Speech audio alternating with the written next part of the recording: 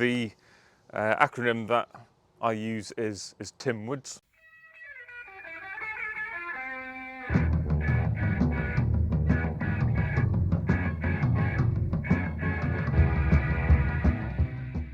Hello, my name is Derek Silby of Osfoco.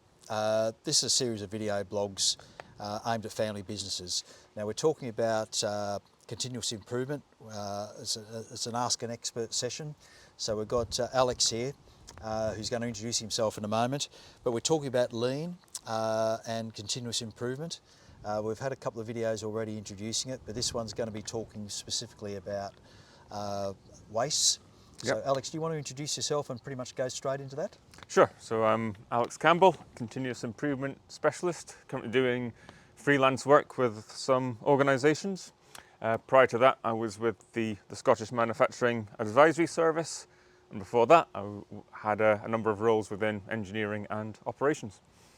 Nice one, good one. So continuous improvement is a way of thinking, really, and obviously making small incremental gains. And there are different techniques such as Six Sigma, and also you've probably heard of that lean, which is widely used in the automotive industry and was created by Toyota actually, and it underpins a lot of what happens.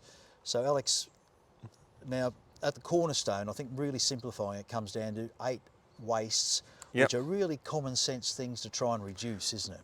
Absolutely. So first thing to say is when we talk waste, we're not talking about stuff that you put In the bin. in the bin. The definition of waste in lean terms is activities that do not add value to your process. Or what the customer wants. Yeah, so lean's about delivering to the customer what they want, when they want it, Exactly. to the right quantity, making value flow from start to finish. And within that value stream, it's where is the non-value adding activities or wastes occurring. So that's what we're going to talk about here. So I think, to think about that customer, they don't really care whether you've put 1,000 hours into a product or 10 hours into it. They just want the product that works and it's reliable, etc. Yeah. So that's a principle, isn't it, really, when you talk about a customer requirement. So the closer you can get it to 10 hours instead of 1,000 hours, the better, really, isn't it? Yeah. For you as a manufacturer or whatever you're doing. Yeah, absolutely.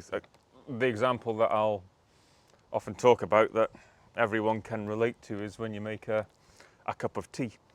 If you think about the value-adding steps of that, it's putting in the tea bag, putting in the boiling water. Some people want milk, some people want sugar, but even with those steps, you're probably talking 5 seconds worth of value-adding activities within that process. Yeah, look, and typically what you want to do is put the kettle on first, as it takes the longest, and while it's boiling, you put the tea bag in and all that stuff. But anyway, look, I'm a 7 waste man. You're an 8 waste man. So let's go on to firstly the 7 wastes, and then perhaps a special waste at the end. Sure. So the acronym that I use is Tim Woods. Right. So each of those letters stands for one of the 8 wastes. So T is transportation. So that's the unnecessary moving of materials or information from one place to another. Yeah, but sorry to interrupt, but one thing that's a trap for young players is to think you can get rid of that transportation.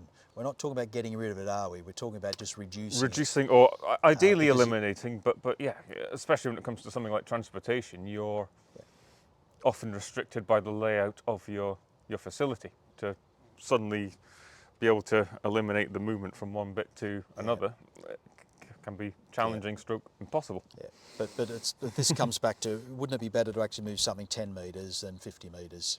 So you got to move it somehow, but not too far. Yeah, and as we've talked about previously, just little things make a big difference. All right, so we've got transportation. That's Tim. Transportation. T of Tim. The T of Tim. The I is inventory. So that's... What does that mean? That is how much stuff you have within your, not just factories or warehouses. This is equally applicable to cupboards of documentation, files on servers, stuff that invariably gets in the way of what you need to be doing, and makes the things that you do need difficult to find. You know, inventory will cost money, space, and it increases movement and all the rest of it. You know, if you've got if you've got 10,000 square feet of stuff instead of 2,000 square feet, it's more travel time around it and more money tied up. I mean, I've done workplace organisation projects with clients, and it never ceases to amaze me just how much stuff is hoarded over time. I remember working in one small office. We were looking through the cupboards of documentation, and we're actually able to get rid of 3 full-size wardrobes, and it was amazing how much bigger and nicer the office looked as a result of that. Right, so that's inventory. Inventory. M? M is motion or movement, depending on what school of thought you come from. So that is the time spent taken looking for tools, equipment, data. Okay, so not moving the product around, but just the person moving around. The person, yes. So the workplace ergonomics, if you like, is the stuff that you need in order to do your task clear and easy to hand. All right, W?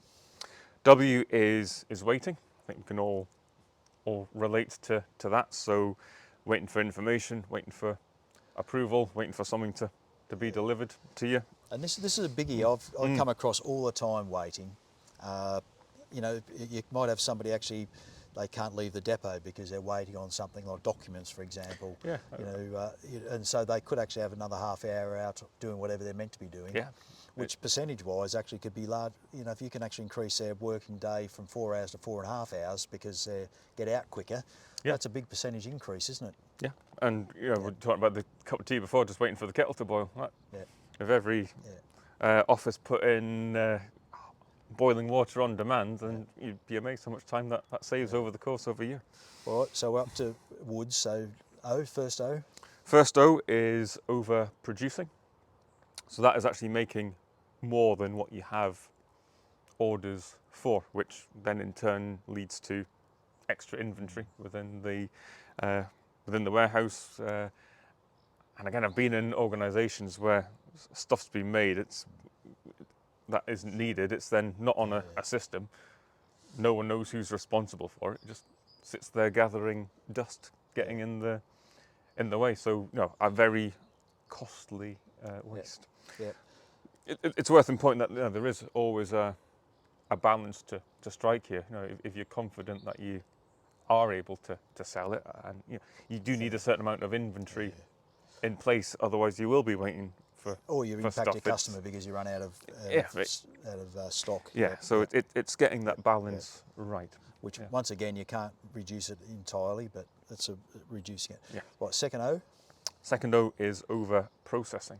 Right. So that's about giving the customer more than what they're willing to pay for. So the gold plating, if you like. So doing that extra bit of polishing or putting on an extra feature that wouldn't impact your sales if that process step wasn't there. Look, I like to think of this as actually drilling 5 holes when you only need 4. You know, for example, you know, the customer doesn't care whether you got 5 or 4 holes. It makes no difference to the product. So but again, it's getting that balance right. I remember buying a cup of coffee and getting a little bit of fudge with it, and not something that I was looking for, but it did make me think, well, I'll go back there again. So over processing, but it paid off.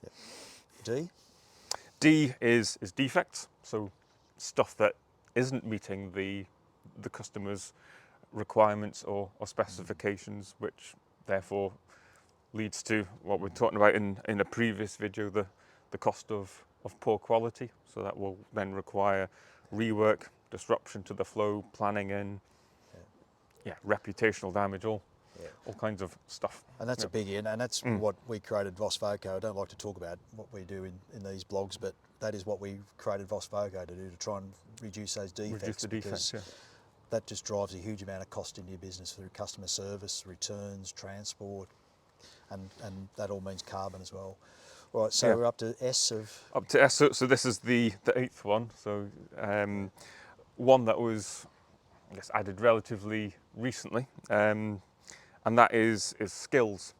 So what do we mean by that? Staff not having the necessary skills in order to undertake the job that they're being tasked to do, or conversely having been invested in training skills or having knowledge that just isn't put to good use is deemed a waste. Okay. Look, I reckon if you're going to do anything with continuous improvement is to understand those wastes and then go out into the workplace and look for them, and you'll see them straight away. Oh, yeah, it's that way of thinking. Yeah, yeah, yeah. Yeah, as a manager or an owner, best thing you can do, and also get your staff to actually start doing it, you know, your managers. So Yeah. I find it very valuable just taking that step back and observing. Yeah. You know, not questioning, not pointing fingers, just looking at what's really happening, and yeah, it's amazing what will come from that. Okay, look, we're pretty much talking about money for nothing here in this sort of, particularly around those wastes. On the other side of this, we've got the next video blog is about what you can do immediately. So we'll go on to actually sort of longer term things, but this is about what you can do immediately. Absolutely. All right, so thanks Alex for that. Thank you, Derek. All right, live from Bothwell Castle. Live See from you at the Bothwell other side. Castle. Yep, thank you.